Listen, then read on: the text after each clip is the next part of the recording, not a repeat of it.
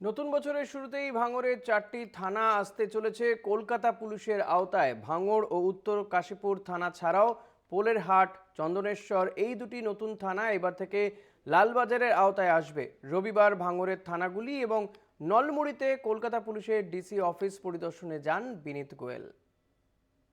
নতুন বছরের শুরুতেই লালবাজারের অধীনে ভাঙড়। রবিবার ভাঙড় থানা পরিদর্শনে পুলিশ কমিশনার। পাওয়ার গ্রিড বিরোধী আন্দোলন থেকে রাজনৈতিক সংঘর্ষের ঘটনায় বারবার শিরোনামে উঠে এসেছে ভাঙড়। আইন শৃঙ্খলা রক্ষায় ভাঙড়কে লালবাজারে অন্তর্ভুক্ত করার নির্দেশ দিয়েছিলেন স্বয়ং মুখ্যমন্ত্রী মমতা বন্দ্যোপাধ্যায়। 21শে জুলাই সমাবেশের পর আলিপুর বডিগার্ড লাইন্সে পুলিশের অনুষ্ঠানে মুখ্যমন্ত্রী কলকাতার পুলিশ কমিশনার বিনীত গোয়েলকে ভাঙড় অধিগ্রহণের নির্দেশ দিয়েছিলেন। তড়িঘড়ি আইন পাশ করে গ্যাজেট প্রকাশ করা হয়েছিল, তবে এরপর 4 মাস কেটে গেলেও তা বাস্তবায়িত হয়নি। এবার নতুন বছরে মুখ্যমন্ত্রী সেই পরিকল্পনা বাস্তবায়িত হতে চলেছে। নতুন বছরের গোড়াতেই কলকাতা পুলিশের অধীনে আসছে ভাঙড়ের 4টি থানা। ভাঙড় উত্তর কাশীপুর থানা ছাড়াও নতুন 2টি থানা পোলেরহাট ও চন্দনেশ্বর লালবাজারের অন্তর্ভুক্ত হচ্ছে।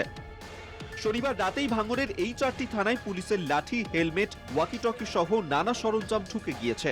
ভাঙড়ের জন্য নিযুক্ত ডেপুটি কমিশনার সৈকত ঘোষ যাবতীয় কাজের তত্ত্বাবধান করছেন। রবিবার ভাঙড়ের থানাগুলি পরিদর্শনে যান কলকাতা পুলিশ কমিশনার বিনীত গোয়েল। ভাঙড়ের নলমুড়িতে কলকাতা পুলিশের ডিসি অফিসেও যান সিপি।